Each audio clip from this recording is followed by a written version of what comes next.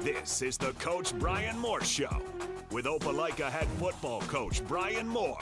And now with Coach Moore, the voice of the Bulldogs, Van Riggs.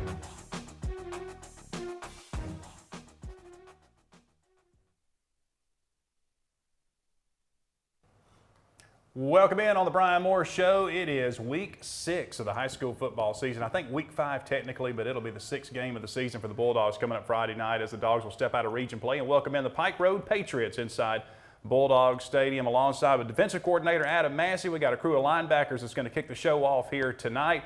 And Coach, talk a little bit about this group because, you know, your defense has been really good, but these linebackers have been showing out. Hey, it's been, I would say, week by week, getting a little bit better with these guys. There are some guys that have stepped up. We really, we lost, all the guys from last year, that played. So all these guys stepping into, the new role, and so it's been good, So from week 1 to I thought last week, we talked about it with them, just the run fits and all that. We're starting to get a little bit cleaner as a whole. So it's looking forward to the games in the future to see what they can do. Absolutely. Well, Trey Stone's a guy that's back with the Bulldogs this year. Talk about Trey a little bit before we jump in and ask Trey some questions. I know his playing time has increased, but, for good reason. Yeah, big time. I mean, he's been a kid that's been, was here with us, went through spring, getting ready to go 9th grade, and then he's back with us now. They are playing Mike Backer, and so, he's a guy, first game of the year, him and LaKedrick, kind of rotated there, and LaKedrick played a little wheel, and then LaKedrick goes down, in the Auburn game, and so Trey's got to be the dude that stepped up and take over, that, and just the communication-wise and all that. He's taking that and ran with it. So, we thought last week was probably the best week that he's played since he's been here. So It's been good to see him. Trey, what was the challenge that was? That was defending a pretty unique offense. You don't see it a whole lot. Have you seen anything like that in your playing career? Back at Beauregard, we played Central Clay, and they kind of ran the ball and type style offense. So just lining up and getting downhill every play, Did it help you preparing for last week? I would say so.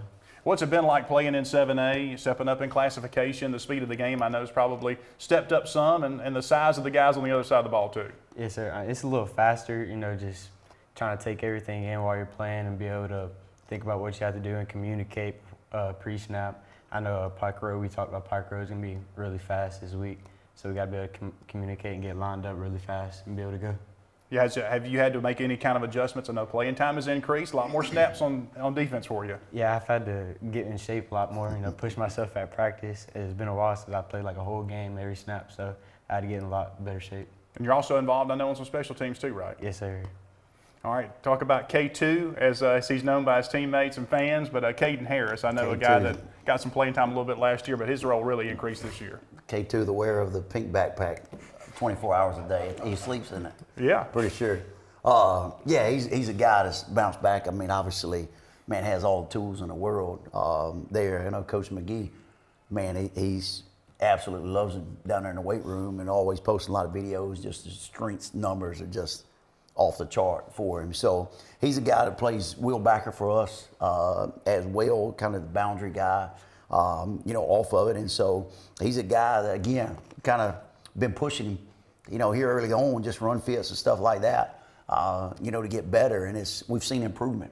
So that's been a good thing. I know we stand right there with him in practice and all that. So to see him start kind of moving a little bit faster has been a great. And as he gets better, we're going to get better as a whole defense. And Caden, you're a big guy at linebacker back there, the biggest one in the linebacking core back there. Talk about your role, and you're a huge presence back there behind the defensive line. Yes, sir. Getting the defense set, get it right, working on our communication and stuff in the boundary side. And, just getting lined up fast. Like this week, we're going against a pretty fast offense. Got to get the call. That's right. Now, I know you were excited about this year, playing time increase, and you're the guy this year back there as a leader on the defense, right? Yes, sir. What's it been like for you taking over in that role? It's a lot more talking I have to do and stuff. It's not like I can sit and watch those guys we had last year talk a lot of stuff. I know you're a big fan of Coach Massey, right? Oh, yes, sir. since he's right here on the show. Yes, sir. You got any funny stories about Coach Massey at practice or anything you could share with us? Because he called you out on your backpack now. This is your time to shine. I can't expose him Nothing. here. Okay. All right. Good. That was a wise that. choice. Wise choice. choice there.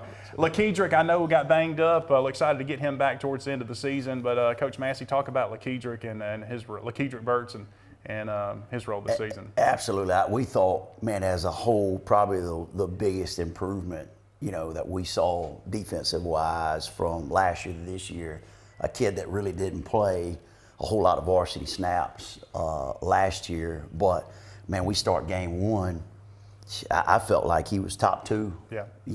Guys on our whole defense at every position there, and so man, the off season he has, that he had, the work that dude puts in on a day-to-day basis. Just he's consistent. Is what we ask these kids to be. It don't matter if you're in a weight room, film room, wherever, just be consistent, and that's what he does. And so, man, it's a tough blow. There, first, second series at Auburn game, making a tackle, ends up breaking both bones in his arm there. But man, he was out there the other day, kind of moving around a little bit. He's with us in the film room, and going through. And I would imagine here pretty soon, start moving around a little bit, kind of go through some fundy stuff. Nothing where he's hitting anybody. Right. And man, I look forward to the day that little number 9 puts that jersey back on and goes out there and strikes somebody again. Yeah. So, he's a great kid, and we look forward to getting him back for sure. Lakedrick, I know it is tough to be in your situation your senior year. I know watching it from the sidelines, but how have you tried to help out the guys on the field? I know Coach Massey mentioned you're in the film room with them. I know you're probably passing along some info and some tips. Yes, sir. Just helping the young bucks out and just trying to get them all right for the upcoming games in the future. Trying to get Trey Stone filling my shoes. It's all love, but. What do you think? He graded him so far. Has he been doing good? Yes, sir. All right. Now, what are you able to do right now as far as try to stay in shape? I know it's tough in the way you're limited right now. Like just working on my legs mostly, so I can still maintain my speed and still be able to keep up with K2 right here. Yeah. And I know surgery was good. Everything is good for you, and you are set to return. So that's the good news, right? Yes, sir. All right. Absolutely. That's exciting. All right. Another one of our juniors mentioned Trey's a junior, and Elijah is a junior here. These guys I know will be back with you another year, so that's exciting. But Elijah Oden, talk about him, Coach. Absolutely. I mean, he's a kid from last year. We kind of moved him around a little bit. He played some DN there, and we kind of felt like in the future, maybe moving him back to linebacker. Would be huge for us and huge for him, in his future. And so he's been a guy that obviously, you get thrown in that position. It's a little different animal. Right. Things are moving a little bit. You gotta fit some stuff. You gotta play some different coverages there. But he's been, a pleasant surprise for us. 2 big physical tackles last week that we kind of challenged those guys, running through things. And so I just think the future is bright, for him. He's got obviously the size and the length. You got to put on a couple of pounds, there. But he's a guy that, especially pass coverage and all that, and we were able to move him around and play some different positions to the field, to the boundary, some of the hybrid stuff that we do. So, these guys being able to do that allows us defensively to be able to play some different packages and run some different things. And so, man, it's an exciting group, and just the character of these kids. It's not a day that you dread going out there to practice. These guys come out there every day with a smile on their face and want to compete. So they're a joy, for me to be right there coaching me and Coach Smith with them at linebackers, and I can kind of float around a little bit too. But it's a great group of young men. Elijah, we've seen 33 flying around back there at linebacker. You've been making some great tackles, as Coach Massey mentioned, and some tackles for loss. Just what has it been like the past couple of weeks with your role increasing? I know you've had to enjoy it. It's just been different, coming back from last year, not playing much. Just stepping into a new role to help the team, just with my speed and certain things that I can do to help just produce. What is your favorite part about playing linebacker? Are you looking to get the quarterback in the backfield, or looking to make the big hit? Yeah, I'm looking to do both, to be honest. I'm looking really now to try and catch a pick. That's my goal right now, going for a pick, to be honest. Well, if you're going to pick it, let's make it a pick 6, okay? Right. All right. Well, I know you and Trey will be excited and be big parts of the team next year. So I know let's finish strong a junior year, and I know we'll look for a big senior year from you next year. All right, Coach. Got to be excited to have those two guys back, but I know we want to finish big for these two seniors in the middle too. Yeah, absolutely. It's been, a great group that we had last year, in the linebacker room. And so these guys, man, you leave it better than you found it. And I thought the guys we had last year, did that for these guys, and what they're doing right now is going to carry it over. And so you got that next generation that kind of comes up, and we got some younger guys, some 10th graders that are right there, and beginning to push them. Yeah. And so it's a great, just the competitive part of it. And plus, when they get to the standard, it allows us, to play some packages where we got 3 of them on the field. If they wasn't pushing each other and doing it, then we would be highly limited with what we can do on defense. So, it'll be exciting to see, the future with these guys. But, man, right now it's a job to get done, for us right now. Absolutely. Guys, good luck Friday night. Appreciate y'all's visiting with us. Coach, appreciate the time. Thank you as well. Absolutely. Defensive coordinator Adam Massey along with the linebackers here at Opelika. We'll continue next with Coach Bryan Moore after this. You're listening to The Bryan Moore Show.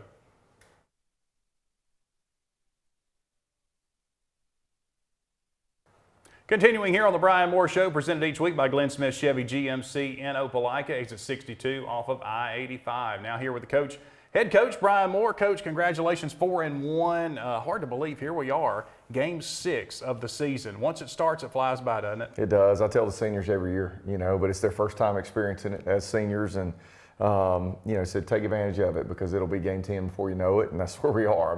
We're rolling towards the finish, and hopefully we're playing our best football. We're getting healthier, which has been massive and kind of been the story of the year. We hadn't made excuses about it, but we have been shorthanded. And so we expect to have some guys back this week, thank goodness, and really needed them for the back stretch because obviously we all know that our schedule gets tougher on the back half for sure. Yeah, your offense, especially you look at, and offense just hasn't been at full speed since the Benjamin Russell game. That's right. Blake, really the last drive, ran the wheel route Colby hit him on. He caught the ball, but he twisted his ankle, and so he's been really, for the last 4 weeks, struggling. He tried to play at Auburn. He wasn't the same, and then so we held him out of Callaway, held him out of Jag, and held him out of Smiths, and he was pretty tough to contain, and say, you're not going out there Friday night. It just wasn't the right time, being on the road, grass, that sort of deal with Smiths, but he was really close, and I really think he's 100%. So not only, Blake, but Bennett as well, and good to see Colby back last week, and, he'll be in a little bit better, game shape this week, with 2 weeks of sickness. He just was not himself early, especially, and sort of settled in the game, but excited to have a full deck, or at least close to it now. No playoff implications on the line in a non-region game like this. You don't want to get people hurt, but you do want to get people back in rhythm, back to the feel of the game, because you know what, next week's a huge game against Dothan too. No doubt. Yeah, it's time. Like we've held them off, Blake and Bennett as long as we can. Those Josh Davis, same way, held him last week, and so and it impacted us inside. He's our most dynamic playmaker of our interior people on the defensive line, so that hurt us too.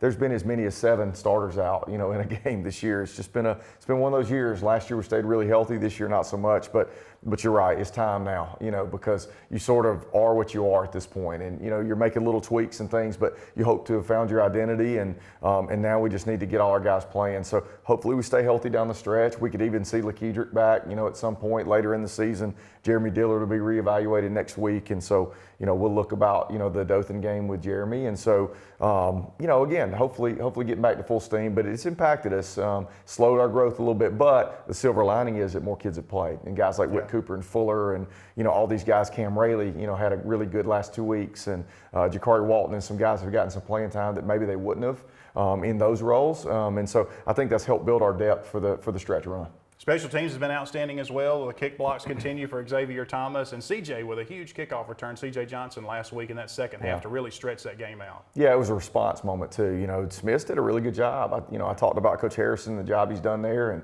they're a much improved team, I think. And they drove right after half to make it 21-6. And then the kickoff, CJ takes it back to the 8-yard line. So been good to see CJ do those things this year. You know, he's been huge, getting better each week as he, you know, acclimates to the speed of the game. We've kind of, you know, documented that about his growth from a small school to a 7A program. So, you know, it's good to see him kind of get going. And then, of course, Xavier, man, he's been, you know, he's like the honey badger. You know, he just gets his hands on balls and creates turnovers and, you know, big hits and, you know, has blocked a kick, I believe, in every game. Gotten a piece of one, either a punt or a field goal. And so, you know, whether he actually blocks the kick or not, his impact is felt, you know, by the other kicker. You know, they know where 26 is. Right. You know, I would. If we were scouting another team, I would know where he was. And so we've got to be creative and continue to get him free runs at the, you know, at the punt or at the field goal and continue to work him there. But other kids have done their job too. You know, there's all 11 that, you know, help to open gaps for him to run through and things like that. But he's playing with great effort and he's really impacting games for us. So if he changes numbers in the next few weeks, you know what's going on, right? We'll see what happens. Yeah. All right, Coach, talk about Pike Road last year. Boy, what a dogfight it was there. Their place got up 21-0. They came back, and it took a monumental effort in the second half to pull that win off. Yeah, I mean, they had the ball, and we had to get a big stop, you know, to push it to, I think maybe we finished at 2 scores. I don't remember where it was, but the game was within reach for them. Yeah. And, you know, they were driving the Myers kid there, you know, and Ty Hudson had a big sack, you know, to finish the game on 4th down. And so, but they never went away. You know, we went up 21-0, and then they get a, maybe it was like a pop kick or something. They got back at some point, you know, that gave them momentum. So they scored a touchdown, kicked off, got the ball back. Next thing we know, it's 21-14. Right. And it's a ball game at halftime. So, you know, I was pleased with the way we started the game and the way we finished. But in the middle, we didn't play great. They're better. Most of their kids are back. I mean, they were junior heavy last year with the 3 linebackers that are elite players, a defensive end that's a Sanford commit, a back end guy that's a Division I player. They play some Wildcat quarterback stuff. They've done a really good job with picking their spots, and they play with incredible pace. And so that's been the challenge. You go from as slow as you can possibly play it at Smith's to as fast as you can play it this week. And so it changes our prep, and really excited about the opportunity to do that, though, because you get some of that with Central, you know, down the stretch. So last week we got kind of a preview for Dothan, you know, with Smith. It's not exactly the same, but, you know, we're always looking for things that we can kind of pair together and schemes and adjustments we can make. And so this week it's going to be about how fast can we practice to give our kids a chance to understand how fast it's going to go in the ball game. So glad to be at home, though. Right. You know, back on our turf and with I'm sure a great crowd. Pike Road will travel well as also. And so, you know, we're excited about playing against this level of team.